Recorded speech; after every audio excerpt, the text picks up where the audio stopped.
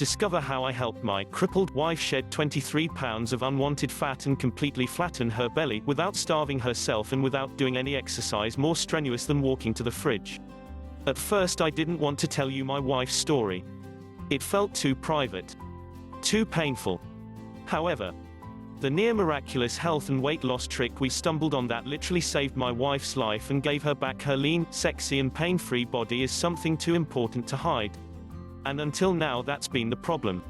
This simple morning ritual has been sitting there right under our noses and has been kept from us by the folks with big budgets who sell the weight loss drugs and engineered diet foods. However, my wife and I had to hit rock bottom before we discovered the powerful system I'm sharing with you in this story. Here's what happened. She woke up screaming. That's what I remember the most. That's what broke my heart. That's what forced me to go on the journey that changed everything in my life and the life of thousands of men and women around the world who learned what I'm about to teach you right now.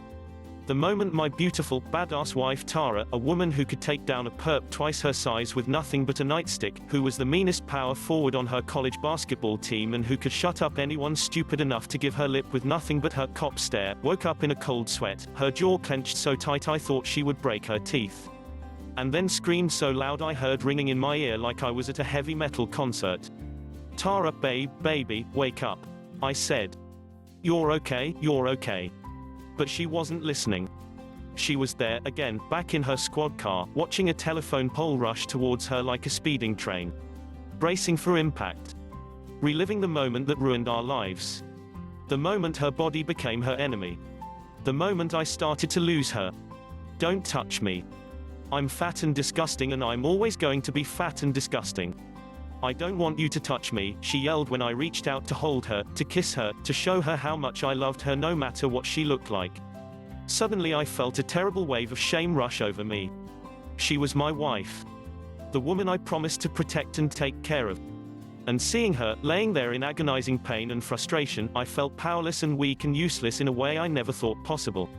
It took over an hour for her to calm down enough to go back to sleep. An hour of tears and self-loathing and hopelessness and grabbing hold of the belly fat she hated so much. Tara had been an athlete her whole life. It was one of the things that made me fall in love with her.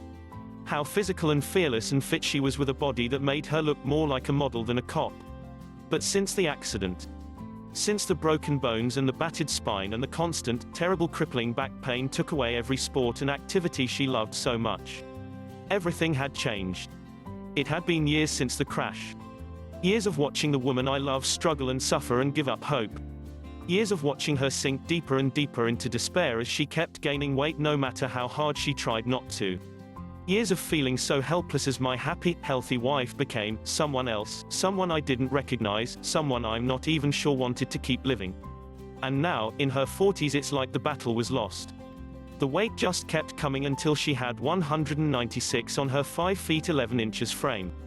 And the woman who used to face every challenge with a smile seemed to have given up. You have to lose weight, Tara, the doctor had said in a patronizing voice, like he was explaining why being overweight was bad to a 5-year-old. Like she didn't already know. Dangerously close to type 2 diabetes, she said with a cynical laugh on the ride home, taking the news as just one more brick in the wall of self-loathing she'd built around herself. One more piece of evidence that her life was over. Just a few days earlier she'd been talking to our daughter about the perfect high school graduation day. Now she was joking about not even living to see it, even though it was 2 years away. That night I lay awake for hours next to Tara, staring at the ceiling and feeling my heart constrict in my chest. Imagining life without my wife. Was she right? Was this it? Was this what our life was supposed to be now? I couldn't remember the last time we'd really kissed, never mind made love. I remembered what her laugh sounded like and felt like I was going to cry, realizing I hadn't heard it in years. Did I really have to watch her suffer like this? I tossed and turned all night thinking. Thinking of our beautiful daughter finishing high school without a mom. But what could we do about it? We'd tried everything over the years. Everything you can do to lose weight that doesn't involve strenuous exercise. Low carb, low fat, paleo, calorie counting. Not to mention all the fancy diets like Dr. Bernstein, Atkins, Weight Watchers, Herbal Magic, Jenny Craig. We spent thousands of dollars we couldn't afford on the salary of 2 cops and nothing worked. No matter how hard we tried, no matter how much money we wasted, no matter how many nutritionists and specialists we saw. Nothing worked.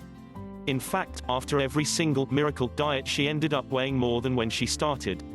These extreme diets were putting her body into shock mode, causing her to have uncontrollable cravings that had her raiding the fridge in the middle of the night and sneaking bags of Hershey Kisses. And as the years went by, it just got worse and worse. She just got bigger and bigger and sadder, and our marriage became less about love and more about seeing how long we could go without a fight. Lying there, feeling my wife's warm body curled up against me, I knew I could do one of three things. I could ignore the thoughts and the fear swirling in my mind.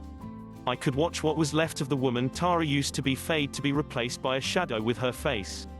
I could watch our marriage crumble to nothing as we headed for the divorce I knew was in our future if we didn't do something. 2. I could get mad and bitter, rage about how unfair it was to have so much taken from us when we both dedicated our lives to serving and protecting others, and go on antidepressants just to get me through the day. 3. Or I could make the choice I did. The choice to fight for my wife and our family. The choice to discover the truth about the real cause of weight gain, and how to stay lean and fit into your 40s, 50s and beyond, even if you can't, or just don't want to, exercise. The choice to wake up every morning knowing I had done everything in my power to help the woman I still loved so much live a life as free of pain and as healthy as humanly possible.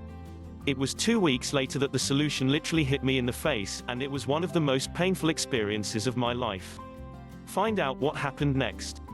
Click the link below this video.